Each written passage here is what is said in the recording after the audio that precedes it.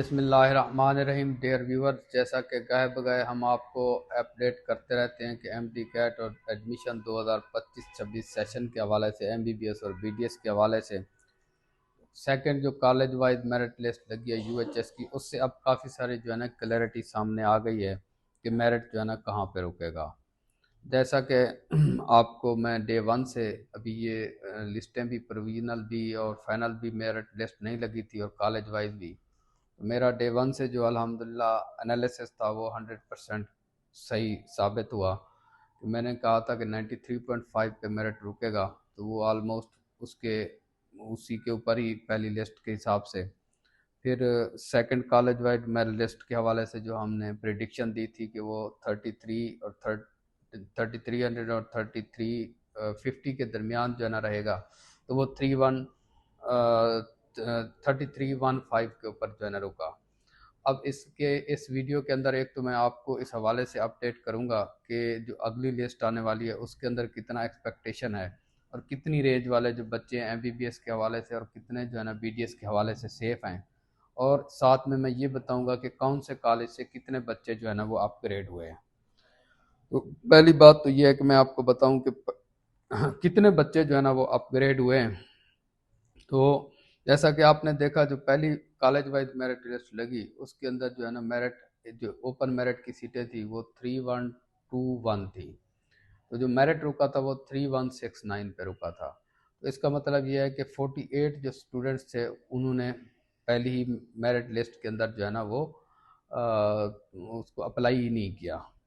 Serial number जो थे 48, उसके बाद पहली मेरिट लिस्ट लगती है तो वो 3169 पे रुकती है। जो दूसरी मेरिट लिस्ट लगती है वो 3315 पे रुकती है। तो 3169 और 3316 के दरमियान जो डिफरेंस है ये 146 है। तो ये 146 वो बच्चे हैं जिन्होंने पहली से दूसरी मेरिट के लिस्ट के दरमियान जो है ना यूएचएस की फ़ी पे नहीं की और उन्होंने ज्वाइनिंग नहीं दी। इनमें से मोस्टली वो बच्चे हैं जो ऑलरेडी इनरोल्ड हैं। जैसा कि पहले मैंने आपको बताया कि जो ऑलरेडी इनरोल्ड स्टूडेंट्स थे उनको एनओसी चाहिए था, जो कि एनओसी की बजाय उनके जो डॉक्यूमेंट्स थे उनको प्रीवियस कॉलेजेस ने मोस्टली ने नहीं दिए। तो फिर यूएचएस ने उनके लिए जो एक रिलैक्सेशन रखी वो ये रखी कि अगर वो रसीद दिखा दें कि उनके डॉक्यूमेंट्स किसी दूसरे कॉलेज में जमा हैं तो वो रसीद भी एक्सेप्टेबल हो गई। इस वजह से उनके लिए आसानी पैदा हुई और उन्होंने ज्वाइनिंग दी। अभी भी मैं एक्सपेक्ट कर रहा हूँ कि उनमें से भी अभी कुछ बच्चे जो है ना फीस देने के बावजूद भी जो है ना वो स्किप करेंगे। तो ये अभी जो 3315 है, ये ऑलमोस्ट आखिरी लिस्ट तक 3500 के अंदर अंदर जो बच्चे हैं वो एमबीबीएस के लिए एलिजिबल हो जाएंगे और 3800 के अंदर अंदर जो बच्चे हैं ये इंशाल्लाह बीडीएस के लिए भी एलिजिबल हो जाएंगे। लेकिन ये लिस्ट अभी तीसरी लगेगी, तीसरी के बाद और भी लिस्टें आने का चांसेस हैं।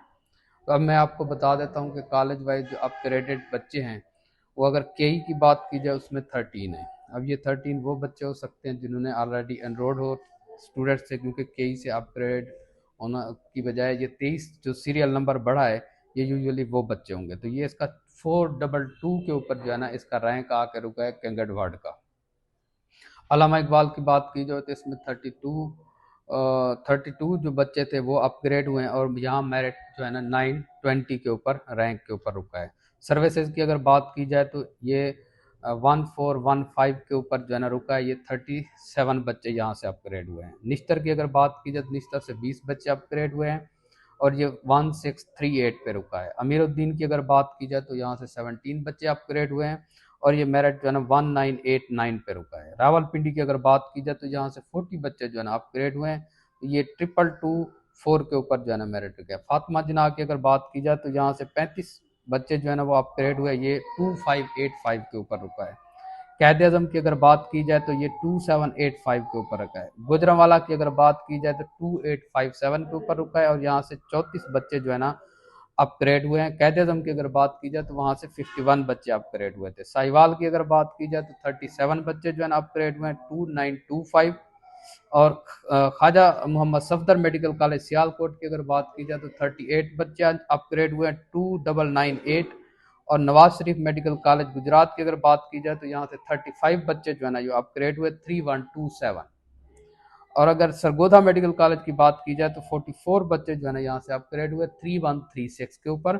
और अगर शेख ज़ैद की बात की जाए रहीम यार खान की, तो यहाँ से 60 बच्चे जो है ना वो अपग्रेड हुए हैं। जैसा कि मैंने आपको बताया था कि ये मेरा पेरेंट इंस्टीट्यूट भी है, तो यहाँ से मोस्टली जो है ना बच्चे अपग्रेड हो जाते हैं, इसलिए वहाँ पे पहली लिस्ट के अंदर डॉक्यूमेंट्स नहीं लिए जाते, सिर्फ ज्वाइनिंग रिपोर्ट ली जाती है। तो ये यहाँ 3241 के ऊपर जो है ना शेख ज़ैद के अंदर। डीजी खां की अगर बात की जाए तो 32 बच्चे अपग्रेड हुए हैं और इनकी जो सीरियल नंबर रैंक है 3262 है।